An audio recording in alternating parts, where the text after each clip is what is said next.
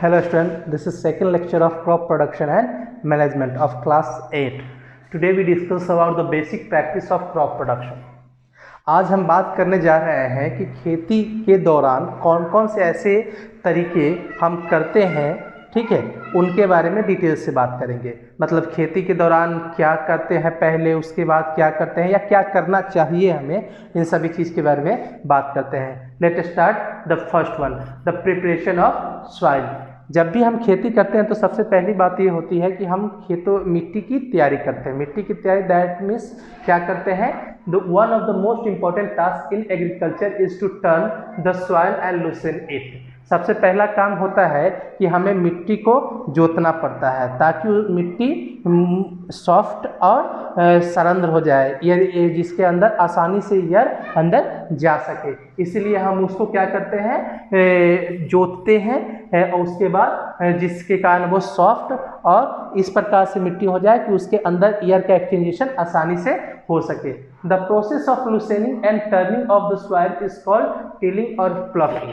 और ये जो प्रक्रिया है, जिस प्रक्रिया के द्वारा हम क्या करते हैं, लूसेनिंग या टर्निंग करते हैं, इसको हम लोग क्या बोलते हैं, इसको हम लोग बोलते हैं टिलिंग या प्लॉटिंग। इसको हम लोग जोतना बोलते हैं, खेतों की जुताई करना। इसमें हम लोग इम्प्लीमेंट यूज़ करते हैं, हल करते हैं। अब तो नए नए इम्प्लीमेंट आ गए हैं जिसकी मदद से हम खेतों की क्या करते हैं, जुताई करते हैं। इससे ये फ़ायदा नहीं है कि हमारा मिट्टी सरंध्र हो जाता है या सॉफ्ट हो जाता है। इससे एक फ़ायदा ये भी है कि जितने भी घास या दूसरे प्रकार के पेड़ पौधे होते हैं उन सभी की जड़ें उखड़ जाती हैं, वो सब हवा लाइट में एक्सपोज हो जाते हैं, जिस कारण से वो सूख भी जाते हैं और ख़त्म हो जाते हैं। इनके और भी फायदे। चलिए हम नेक्स्ट बात करते हैं, वो है सोइंग। जब एक बार हम मिट्टी की तैयारी कर लेते हैं तो उसके बाद उसमें हम बीज की बुआई करते हैं। इसमें क्या करते हैं, sowing of seed at appropriate depth and distance gives good yield. हम लोग को जब भी मिट्टी की बुआई करनी चाहिए तो एक पर्याप्त गहराई में बीजों को डालना चाहिए और एक बीज और दूसरे बीज के बीच भी पर्याप्त दूरी हो ताकि बीजों के बीच में फूड कंपटीशन ना हो।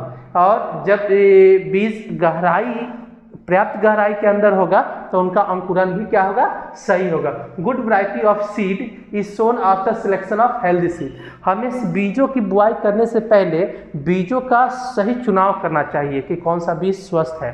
अदरवाइज अगर हम जनरली बीज का सिलेक्शन करते हैं तो वो बीज क्या करेंगे, वो बीज ये करेंगे कि जैसे ही आप मिट्टी में डाल रहे हो उसको, ठीक है, तो मिट्टी में उसको डाल रहे हो उस बीज को और वो बीज सही नहीं हो तो गल जाएगा, सड़ जाएगा। इसलिए हम जो भी अपने पौधे की गुणवत्ता या जो हमारा क्लाइमेटिक कंडीशन है ये सब को वो अच्छा से मेंटेन कर लेगा, उसमें अच्छा से रह सकता है, उसमें वहाँ के आसपास की बीमारी नहीं हो, ये सब चीज़ों का ध्यान रखना पड़ता है। और sowing is done by seed drill. अब ट्रेडिशनल मेथड हम लोग यूज़ नहीं करते हैं कि हाथों से बीजों की छिड़काई करते हैं, बोते हैं, ऐसे नहीं करते। अब मशीन आ गया है, जिस मशीन के सहायता से हम बीजों को पर्याप्त गहराई और एक बीज से दूसरे बीज की दूरी इतना पर्याप्त जगह में बुआई हम मशीन की सहायता से कर लेते हैं। चलिए अब हम बात करते हैं, तो आपने अभी तक क्या देखा, अभी तक आपने देखा कि जब हम जो क्रॉप को लगाते हैं तो उसमें सबसे पहले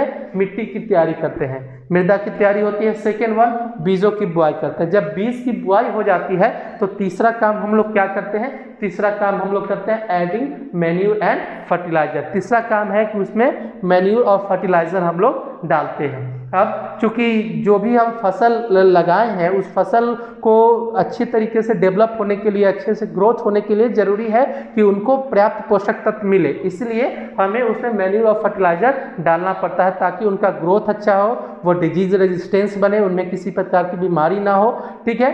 वो खरपतवार से भी बचाना पड़ता है, हमें कीड़े मकोड़े से भी बचाना पड़ता है, ठीक है। तो क्या करते हैं, soil need replacement and enrichment through the use of organic manure and fertilizer। अब ये मिट्टी में पोषक तत्वों की कमी को दूर करने के लिए ही हम उनके अंदर क्या करते हैं, ऑर्गेनिक मैन्यूर या फर्टिलाइजर डालते हैं। Use of chemical fertilizer has increased tremendously with the introduction of new crop varieties।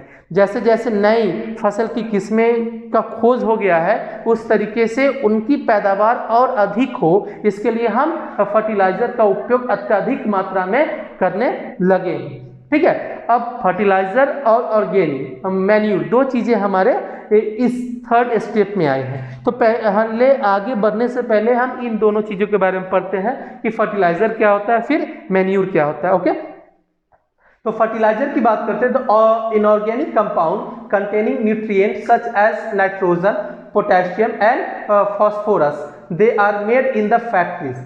क्या होता है फर्टिलाइजर? एक इनऑर्गेनिक कंपाउंड्स होता है जिसके अंदर कौन कौन से न्यूट्रिएंट पाए जाते हैं? नाइट्रोजन, पोटेशियम, फास्फोरस, और इन्हें हम लोग फैक्ट्री में बनाते हैं। और ऐसे कौन कौन से फर्टिलाइजर हम लोग यूज करते हैं? हम लोग यूज करते हैं यूरिया, जिसका नाम आप लोग सुन चुके हैं। ये कॉमन फर्टिलाइजर के रूप में भी आता है, जिसको हम लोग ऑलमोस्ट अपने एग्रीकल्चरिंग प्रैक्टिस में इसका यूज करते हैं। उसके बाद अमोनियम सल्फेट है, फिर पोटाश है। ये सारे वो पोषक तत्व है जो हम फर्टिलाइजर की रूप में मिट्टी के अंदर डालते हैं ताकि इनसे पौधे ले सके और उनका अच्छा से डेवलपमेंट हो सके। ठीक है, अब बात करते हैं नेचुरल सब्सटेंस मैन्यूर के बारे में। मैन्यूर क्या हुआ? Natural substance prepared from decomposition of plant and animal waste. वो नेचुरल सब्सटेंस जो प्लांट और एनिमल वेस्ट के डिकम्पोजिशन से बनता है। कौन कौन से ऐसे वेस्ट होते हैं प्लांट और एनिमल के? काउ डंग हो गया, एनिमल बोन्स हो गया, डेड लीव्स हो गया, डेड इंसेक्ट हो गया और वेजिटेबल वेस्ट हो गया। ये सारे वेस्ट है प्लांट और एनिमल के, जिनकी मदद से ही हम लोग मैन्यूर क्या करते हैं? बनाते हैं। कैसे बनाते हैं? इन सभी वेस्ट को माइक्रो ऑर्गेनिज्म यानी माइक्रोब्स के द्वारा डिकम्पोज करवाते हैं, और जब माइक्रोब्स इनको डिकम्पोज सड़ा गला देता है तो ये सड़ने गलने के बाद हमारा मैन्यूर के रूप में आ जाते हैं। ठीक है, चलिए कुछ बातें हम आपको बताते हैं। फर्टिलाइजर और मैन्यूर में अगर यूज हम करते हैं तो कौन सबसे अच्छा होता है? देखिए, चूंकि रेपिड ग्रोथ हो रहा है हमारा पॉपुलेशन का, तो फूड का डिमांड भी उसी तेजी से बढ़ रहा है। तो उसको फुलफिल करने के लिए क्या होता है कि हम लोग फर्टिलाइजर का यूज करते हैं। बट फर्टिलाइजर का डिसएडवांटेज है, तो फर्टिलाइजर में जो भी इनऑर्गेनिक के एलिमेंट होते हैं वो सारे एलिमेंट कुछ ना कुछ हद तक प्लांट में रह जाते हैं, और वो फिर उनके माध्यम से उनके प्रोडक्ट में फिर हमारे में चले आते हैं, जो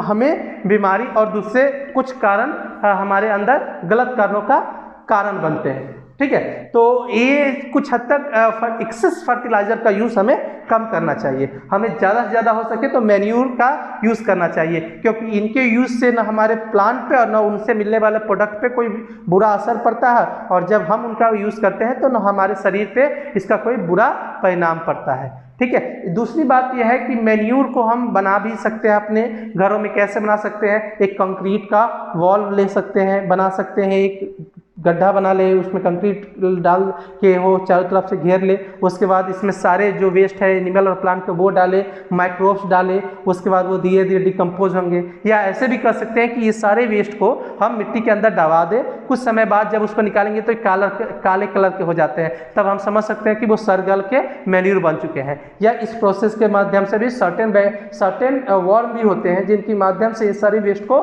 डिकम्पोज किया जाता है, और जब सर्टेन वर्म के माध्यम से इन वेस्ट को डिकम्पोज करके जो हम बनाते हैं उसे हम लोग वर्मी कंपोस्ट कहते हैं। इसमें जो वर्म यूज करते हैं उसको हम रेड वर्म के रूप में कहते हैं। Okay, next we discuss in next class. Thank you.